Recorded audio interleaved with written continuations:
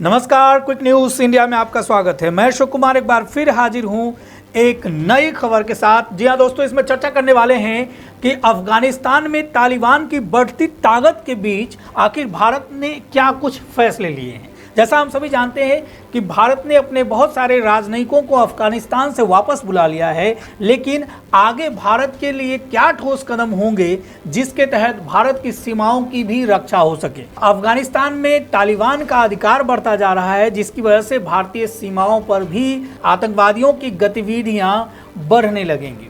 इन तमाम चीज़ों से जूझने के लिए आखिर भारत की रणनीति कैसी होगी, इन तमाम चीज़ों पर आपको जानकारी से अवगत कराएंगे और बताएंगे कि भारत का आखिर प्लान बी क्या है जिसके तहत वो बढ़ते हुए खतरे को कम कर सकता है, या यूं कहें कि तालिबान की पहुंच को भारत से दूर रख सकता है।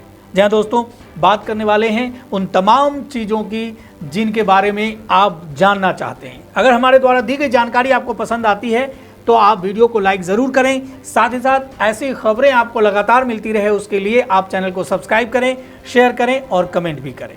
जी हाँ दोस्तों, आइए जान लेते हैं आखिर तालिबान क्या चाहता है और भारत उस तालिबान से कैसे निपट सकता है ताकि देश में सुरक्षा बनाई जा सके। जी हाँ दोस्तों, अमेरिकी सुरक्षा बलों के अफगानिस्तान से निकलने के बाद तालिबान का प्रभाव वहाँ काफ़ी बढ़ता जा रहा है। वह तेज़ी से नए नए इलाकों पर कब्जा करता जा रहा है। वह अपनी जन्मस्थली कंधार के आसपास के नए इलाकों पर भी कब्जा कर चुका है और उसका अफगान बलों के साथ काफ़ी बड़ा संघर्ष भी चल रहा है। तालिबान की गतिविधियों से लगता है कि उसे पाकिस्तान सेना से भी रणनीतिक मदद मिल रही है। यही वजह है कि भारत ने अब अफगानिस्तान के लिए प्लान बी पर काम करना शुरू कर दिया है। फिलहाल उसे अफगानिस्तान में सुरक्षा की बिगड़ती स्थिति के कारण कंधार से करीब 50 राजनयिकों और सुरक्षा कर्मियों को वापस बुलाना पड़ा है।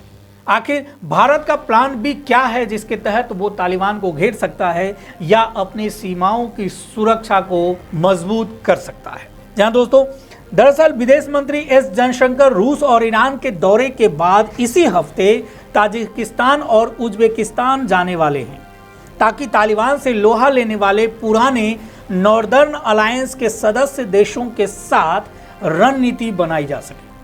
अफगानिस्तान में दूसरी सबसे बड़ी आबादी ताजिक जनजाति की है। इसने अहमद शाह महमूद के नेतृत्व में तालिबान से दो हाथ किया था। भारत ने ताजिक लड़ाकों को 1990 के दशक में ट्रेनिंग, हथियार और दूसरी तरह की मदद भी दी थी। अगर बात करें तो दरअसल भारत ही नहीं बल्कि रूस और ईरान ने मिलकर तालिबान के खिलाफ नॉर्दर्न अलायंस का साथ दिया था। यह जग जाहिर है कि भारतीय वायुसेना ने वहां अपना एयरबेस भी बना लिया था ताकि ताजिक लड़ाकों को सारी सुविधाएं दी जा सकें और मौका पड़ने पर युद्ध में उसे बैकअप भी दिया जा सके।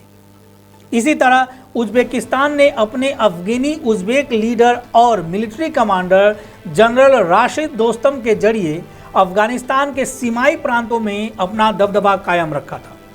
जयशंकर का दौरे के जरिए भारत यह पता करने की कोशिश करेगा कि अब तालिबान के मुकाबले इन देशों में कितनी ताकत बची है। आखिर तालिबान के इस बढ़ते दखल पे भारत को क्या कुछ खतरा है, या फिर बाकी जो सीमावर्ती इलाके हैं या जो देश हैं उनको क्या कुछ खतरा है, उन तमाम चीज़ों से आपको अवगत कराते हैं। दरअसल इस खतरे को आप नज़रअंदाज नहीं कर सकते कि अफगानिस्तान में उपद्रव का असर उसके उत्तरी इलाकों के जरिए मध्य एशिया तक पहुंच सकता है।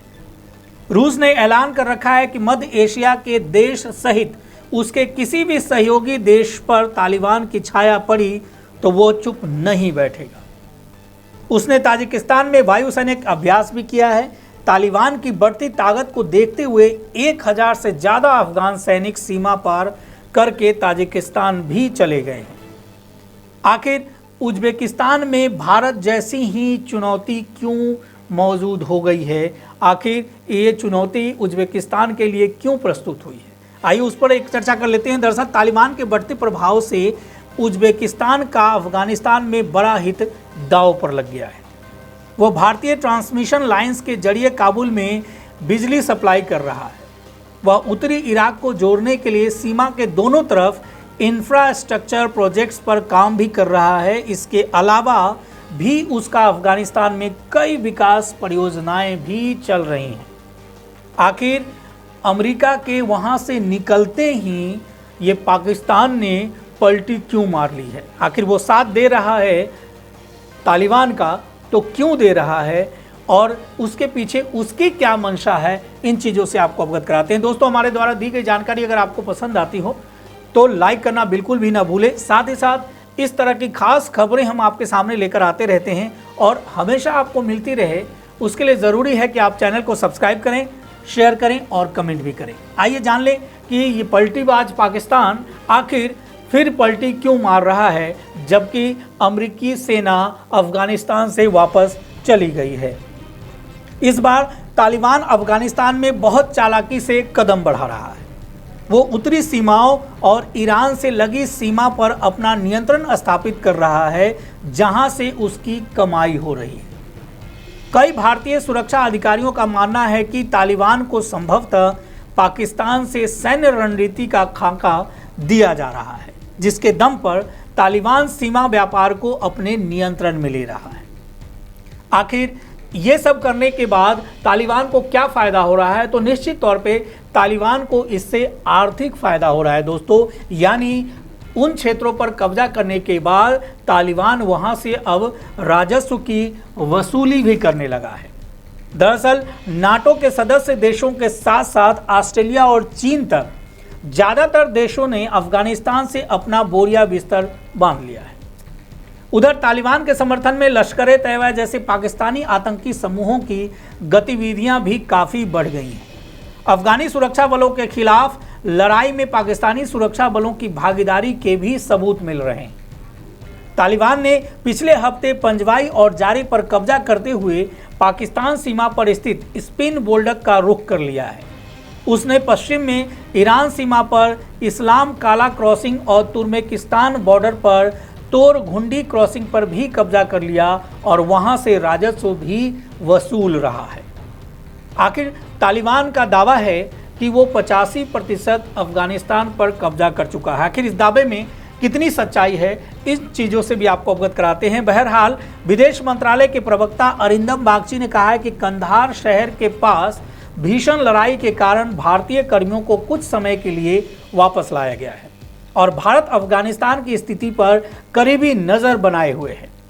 ध्यान रहे कि तालिबान ने अफगानिस्तान के 85% इलाकों पर कब्जा होने का दावा किया है। हालांकि सुरक्षा सूत्रों का अनुमान है कि तालिबान ने अब तक अफगानिस्तान के केवल 1/3 इलाके यानी 33% पर ही कब्जा पाने में सफलता पाई है।